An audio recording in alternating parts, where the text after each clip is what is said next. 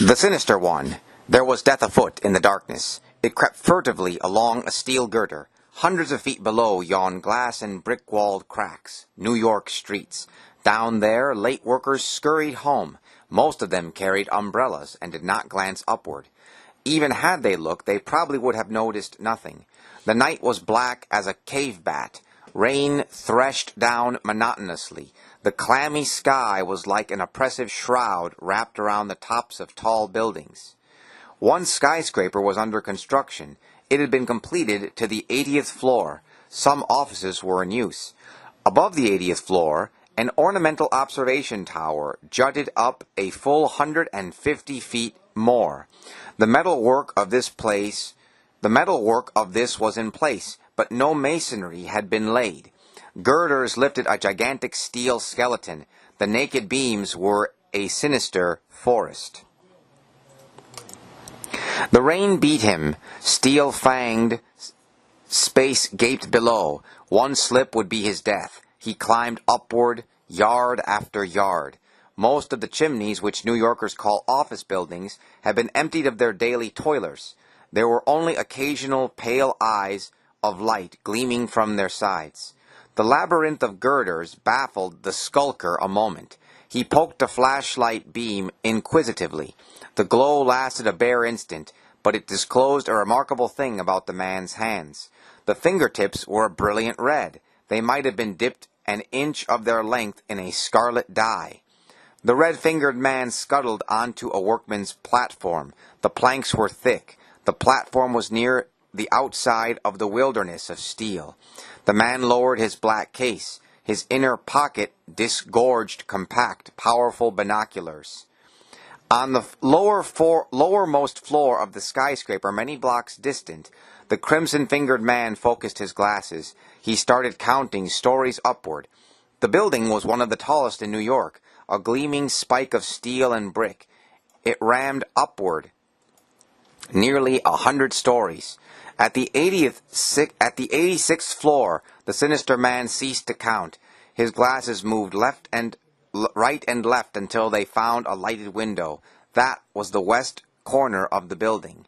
Only slightly blurred by the rain, the powerful binoculars disclosed what was in the room. The broad polished top of a massive and exquisitely inlaid table stood directly before the window. Beyond it was the bronze figure. This looked like the head and shoulders of a man, sculptured in hard bronze. It was a startling sight, that bronze bust.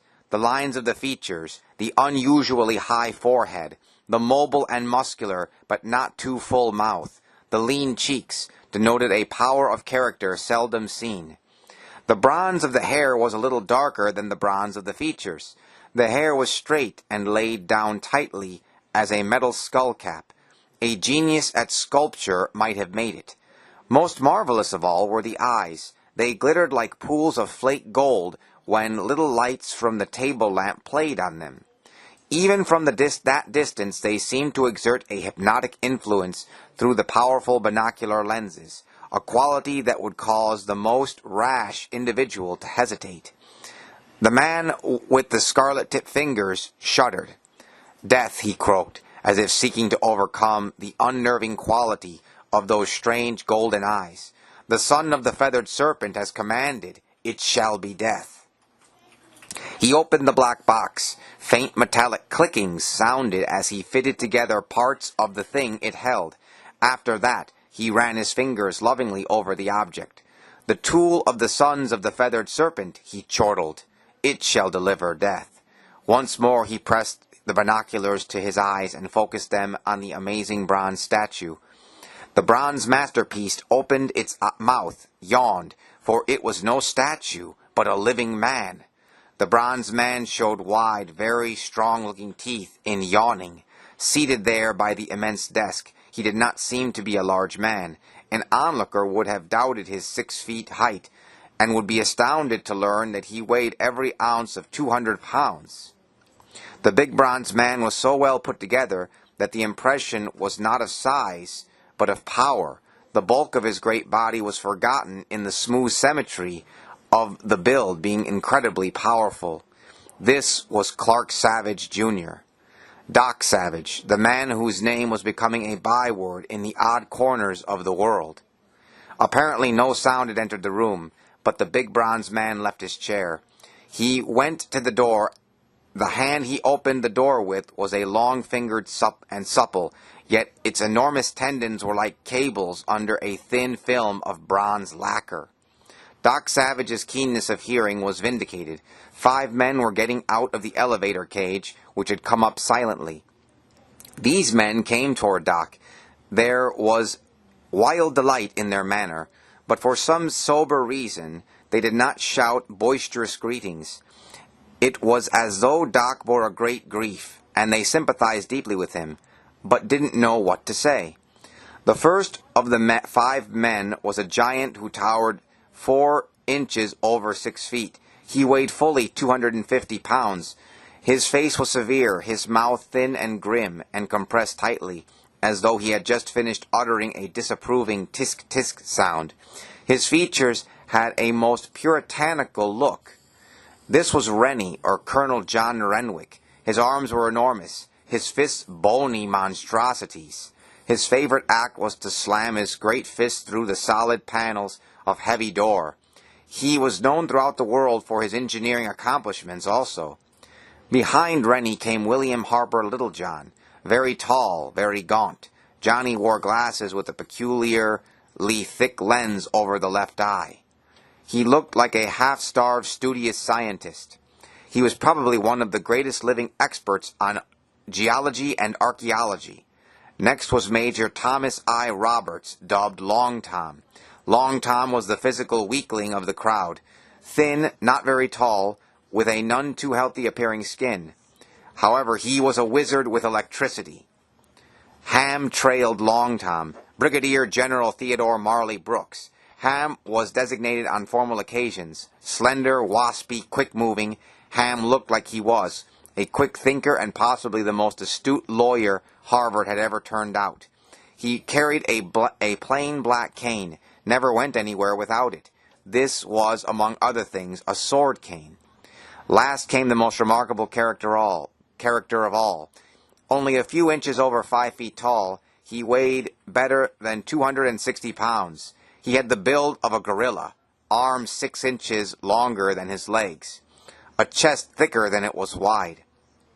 His eyes were so surrounded by gristle as to resemble pleasant little stars twinkling in pits. He grinned with a mouth so very big it looked like an accident. Monk, no other name could fit him. He was Lieutenant Colonel Andrew Blodgett Mayfair, but he had heard the full name so seldom that he had forgotten what it sounded like. The men entered the sumptuously furnished reception room of the office suite. After the first greeting, they were silent, uncomfortable. They didn't know what to say. Doc Savage's father had died from a weird cause since they last saw Doc. The elder Savage had been known throughout the world for his dominant bearing and good work. Early in his life, he had amassed a tremendous fortune for one purpose. That purpose was to go here and there and from one end of the world to the other, looking for excitement and adventure, striving to help those who needed help, punishing those who deserved it. To that creed he had devoted his life. His fortune had dwindled to practically nothing, but as it shrank, his influence had increased. It was unbelievably wide, a heritage befitting the man. Greater even though was the heritage he had given his son, not in wealth, but in training to take up his career of adventure and righting the wrongs where it left off.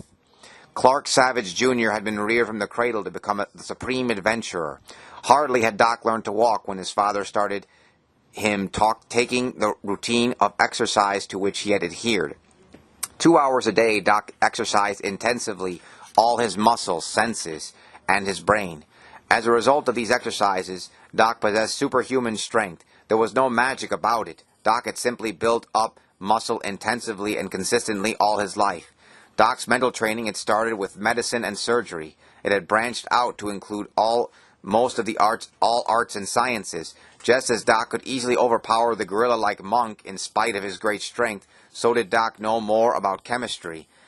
And that applied to Rennie, the engineer, Tom Long, the electrical wizard, Johnny, the geologist and archaeologist, and Ham, the lawyer. Doc had been trained had been well trained for his work. Grief lay heavily on Doc's 5 friends. The elder Savage had been close to their hearts. Your father's death was 3 weeks ago, Rennie said at last. Doc nodded slowly. So I heard from the newspaper when I got back today. Rennie groped for words, said finally, we tried to get you in every way, but you were gone, as if you had been off the face of the earth. Doc looked at the window. There was grief in his gold eyes.